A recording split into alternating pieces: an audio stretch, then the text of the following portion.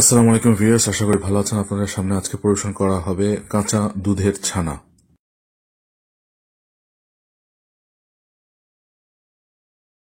আমরা এখানে নিয়েছি কাঁচা দুধ 2 লিটার, টক দই 200 গ্রাম, অথবা আপনারা চাইলে সিরকা অথবা লেবুর রসও ব্যবহার করতে পারেন। কাঁচা দুধ হালকা সিদ্ধ হয়ে ফুটে আসলে দইটা ঢেলে দিয়েছি। দই দিয়ে দেওয়া শেষ হয়ে গেলে কাঁচা দুধটি নাড়তে হবে এবং কিছুক্ষণ নাড়ার পর ছানার মতো হয়ে আসলে ছানা কেটে নিতে হবে।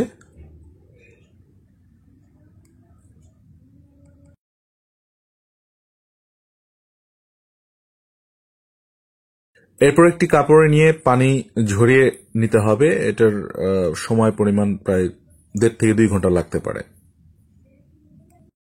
এভাবেই হয়ে গেল কাঁচা দুধের ছানা।